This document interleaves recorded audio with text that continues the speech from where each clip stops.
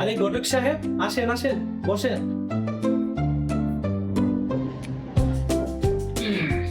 আরে ঘটক সাহেব, কেমন আছেন আপনি? আছি কোন রকম। তো হঠাৎ কি মনে করে আমার অফিসে? এই তো আপনার লোকে মাইয়ে ডাকছিলাম।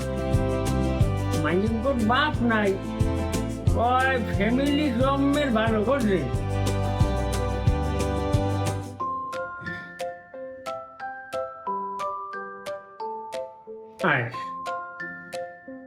ড্যান্সে একটু মাইক ড্যান্সে। ঘটক সাহেব, মেয়ে তো মাশাআল্লাহ খুব সুন্দর, আমার খুব পছন্দ হয়েছে, কিন্তু মেয়ের বয়স তো অনেক কম মনে হইতাছে। টেনশন হচ্ছিস না, মাইয়ের মাই সে আবার ওই মানে একটু বোঝেন না, বারবার ঠিক ওই বুড়া ওই পছন্দ হয়, অল্প বয়সী আবার আর পছন্দ না। আর আমরা শুনতে পাচ্ছি বাতাস, মন তো জোয়ান আছে, হেঁটি ওই বিয়ানে আমি ম্যানেজ করে দেবো আর কি। কি যে বলেন ঘটক সাহেব আপনি। আচ্ছা ঘটক সাহেব, তাহলে সামনে শুক্রবারে মেয়ে দেখা আমি এঙ্গেজটা করে আসবো। দেখে আসে কাহিনী মূল অপরিয়ে ঘুষাই, হ্যাঁ একটা আবার যাই তাই মই যাই। ও আচ্ছা ঘটক সাহেব, আমি বুঝছি, দাঁড়ান দাঁড়ান।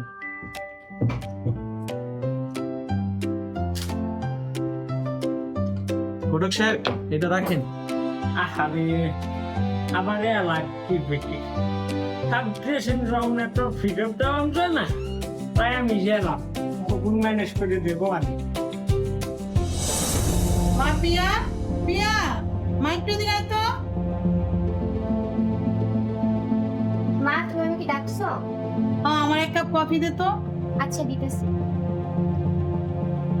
তামিম, তামিম এদিকে আয় তো বাবা। মা, তুমি আমাকে ডাকছো? হ্যাঁ, তোকে ডাকছি। শোন, পিয়ার জন্য একটা বিয়ের প্রস্তাব আসছে, ছেলেটা আমার পছন্দ হয়েছে। আমি চাই এই ছেলেটার সাথেই পিয়ার বিয়ে দিব। তুই একটু ছেলেটার ছবি দেখতো।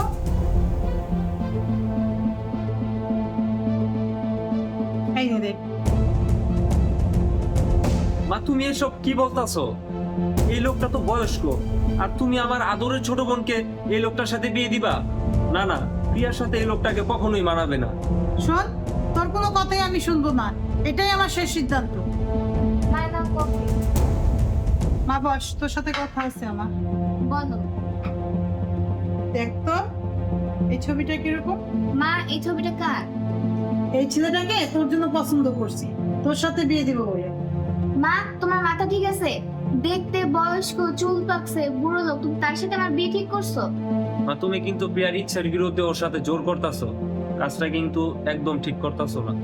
মা, দরকার পড়লে তুমি আমাকে কেটে নদীতে ভাসিয়ে দাও, তারপরে এই লোককে আমি কখনোই বিয়ে করবো না। তোর কোনো কথাই শুনবো না, এই ছেলের সাথেই তোর বিয়ে হবে। ওকে আমার অনেক পছন্দ হয়েছে, এইটাই আমার শেষ কথা। যা আমি যা।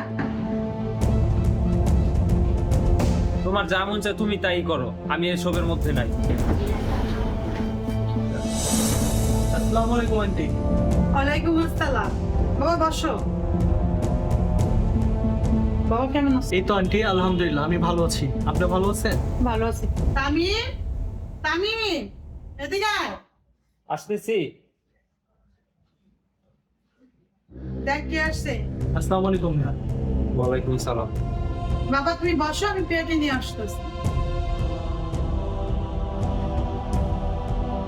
আয় না। বস। আসসালামু আলাইকুম। ওয়ালাইকুম আসসালাম। আন্টি, ঘটক আমাকে প্রিয়ার ছবি আগেই দেখাইছে, ছবি দেখে আমি খুব পছন্দ করেছি।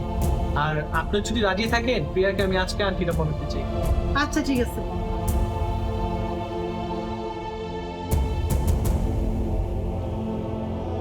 দেখি তো প্রিয়া তোমার হাতটা।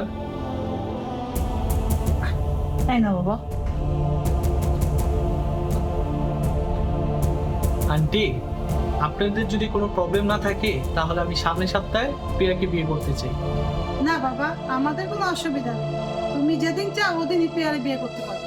ঠিক আছে আন্টি, তাহলে এই কথাই রইল। আজকে আমি আসি। আচ্ছা ঠিক আছে। আসসালামু আলাইকুম। ওয়ালাইকুম আসসালাম। আসসালামু আলাইকুম ভাইয়া। শোন তামিম, তোর ছোট বোনের বিয়ে, এই বিয়ে সবকিছু তৈরি করতে হবে। আমি বুড়া মানুষ অত দৌড়াদৌড়ি করতে পারবো না। মা আমি তোমাকে আগেও বলছি আমি এই বিয়েতে রাজি না। আমার চোখের সামনে আমার আদরের ছোট বোনের জীবনটা এভাবে নষ্ট হয়ে যাবে, এটা আমি ভাই হিসেবে কিছুতেই মেনে নিতে পারবো না। আর তুমি কি বললা আমি বিয়ের সকল কাজকর্ম করব? আমি কোনো কাজই করতে পারবো না। আমি আগামীকালকে আমার বন্ধুদের সাথে ট্যুরে চলে যাব। দেখছো মা, প্রিয়াও এই বিয়েতে রাজি না। কেউ রাজি না থাকবো, না থাকবো, পিয়ার বিয়ে ওর সাথেই হবে।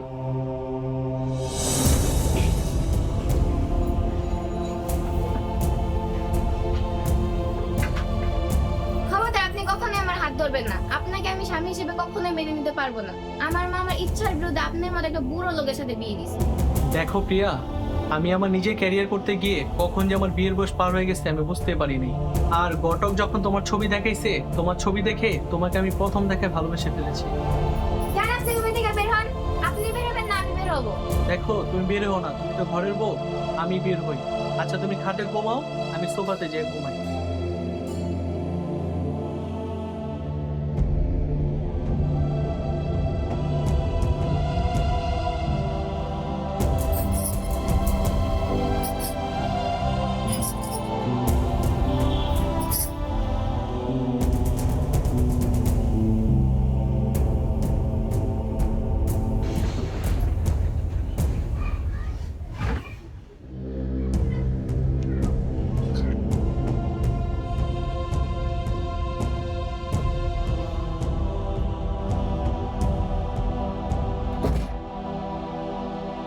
প্রিয়া, প্রিয়া, আপনাকে না বলছি গায়ে টাচ করবেন না? শুধু সুযোগ খুঁজেন গায়ে টাচ করার জন্য। আপনি যদি আরেকবার গায়ে টাচ করেন আপনার নামে আমি নারী নির্যাতনের মামলা করব। সরি, তোমার গায়ে আর হাত দিব না। আর টেবিলে নাস্তা বানিয়ে রাখছি, তুমি খেয়ে নিও। আমি অফিসে চলে যাচ্ছি।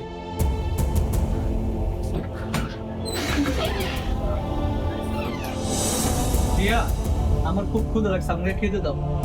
আমি আপনাকে খাবার দিতে যাবো কেন? আমি কি এ বাসার কাজের লোক নাকি? তুমি কাজে লোক হতে যাবে কেন? তুমি আমার ওয়াইফ, আর একজন ওয়াইফের দায়িত্ব তার স্বামীর সকল কাজ খেয়াল রাখা। আমি কারো ওয়াইফ না, না আমি আপনার জন্য রান্না করব, না আমি এ বাসায় কোনো কাজ কাম করবো। কারো ইচ্ছের বিরুদ্ধে বিয়ে করলে সে তার ওয়াইফ হয়ে যায় না। আচ্ছা তাহলে তুমি কি সারাদিন না খেয়েছিলা?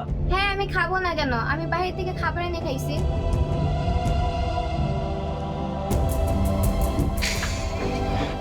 আসছে আবার জামাইগিরি দেখো। প্রিয়া, দেখো তোমার জন্য কি আছে। ও এখন স্বর্ণ দিয়ে আমার ভালোবাসা কিনতে আসছেন? আপনাকে তো আমি কখনোই ভালোবাসবো না।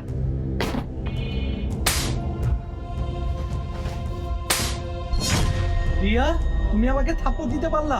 তুমি কি জানো ওই গহনাগুলো কার ছিল? আমার মার শেষ স্মৃতি ছিল। আর তোমাকে আমি ভালোবেসে গহনাগুলো গিফট করেছিলাম। তুমি এইভাবে আমার গিফটকে অপমান করলা। তোমার ভিতরে কি একটু মনুষ্যত্ববোধ নাই? তোর মার গয়না ছিল না কার গয়না ছিল এটা আমার দেখার বিষয় না।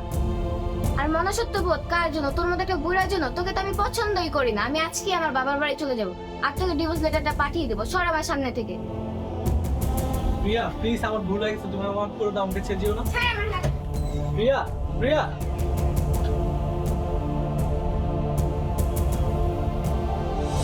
পিয়া মনে হয় আর স্বামীর সংসারে সুখে আছে। দেখোস না, যাওয়ার পর আমাকে একটা ফোনও দেয়। আমারও মনে হয় আমার ছোট বোন স্বামীর সংসারে সুখে আছে, আর আমিও তো চাই ছোট বোনটা ভালো থাকে। মা পিয়া, কি হয়েছে মা? তোর এই অবস্থা কেন? আমি ওই লোকের সংসার করবো না, ওই লোককে আমি ডিভোর্স দিব। এটাই আমার শেষ কথা। মা আমি তোমাকে বারবার বলেছিলাম এমন বয়স্ক লোকের কাছে তুমি প্রিয়াকে বিয়ে দিও না। এখন বুঝো তুমি নিজে হাতে তোমার মেয়ের জীবনটা নষ্ট করেছো। তুই এত কথা বলিস না, যা এখান থেকে। তুমি ভাইকে ঝাড়ি দিলা কেন? ঝাড়ি দিব না, কি করব? ও কি জানে ও কি বলতাছে? শোন মা, আমি যা করছি তোর ভালোটাই ভেবে করছি। আমি ভালোবেসে একটা ছেলেকে বিয়ে করছি। ওই ছেলেটা আমার থেকে 2 বছরের বড় ছিল। আমরা অনেকদিন একসাথেই ছিলাম। হঠাৎ একটা সময় ধীরে ধীরে ওই ছেলেটার ভালোবাসা কমে যায়। কারণ আমরা মেয়ে মানুষ, বয়সের সাথে সাথে আমাদের বয়স বাড়ে, কিন্তু ছেলেদের বয়স বোঝা যায় না, মেয়েদের বয়সটা বোঝা যায়। একদিন বুঝতে পারলাম সে আর আগের মতো আমাকে ভালোবাসে না, আমাকে পছন্দও করে না। সে অন্য মেয়েদের সাথে কথা বলতো, অন্য মেয়েদের সাথে সময় পার করতো। যখন এটা আমি বুঝতে পারছি তখন আমি তার সংসার থেকে চলে আসছি। তারপরে আমার বাবা মা আমাকে তোর বাবার কাছে বিয়ে দেয়। তোর বাবা আমার থেকে 15 বছর বয়সে বেশি ছিল। আমরা সুখে শান্তিতে সংসার করছি, একে অপরকে বুঝতে পারছি, সে আমাকে বুঝছে, আমি তাকে বুঝতে পারছি, আমরা সুন্দরভাবে সংসার করছি। তারপরে তোরা দুনিয়াতে আসছিস। এই জন্য আমার ধারণা যে বয়স কম হলে স্ত্রী তার মর্যাদা পায় না, আর একটু বয়স বেশি হলে সেই পুরুষের কাছে সেই স্ত্রীটা ভালো মর্যাদা পায়। মা, তুমি আমার ভুলটা ভেঙে দিছো, তাহলে এখন আমি হাসানের কাছে যে মাপ চাই, তুমি দোয়া করো মা। আচ্ছা মা, তুই যা, আর কালকে জামাইকে নিয়ে বেড়াতে আসবি। ঠিক আছে, এখন আচ্ছা।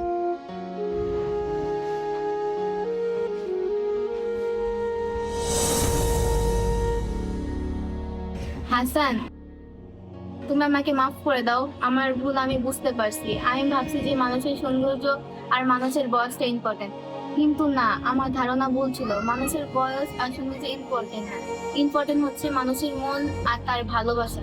তোমার প্রতি আমার কোনো রাগ নেই, আর তুমি যে তোমার ভুল বুঝতে পারছো এটাই অনেক। আশা করি বাকিটা জীবন একসাথে সুখে শান্তিতে সংসার করতে পারবো। চলো রুমে যাই। চলো।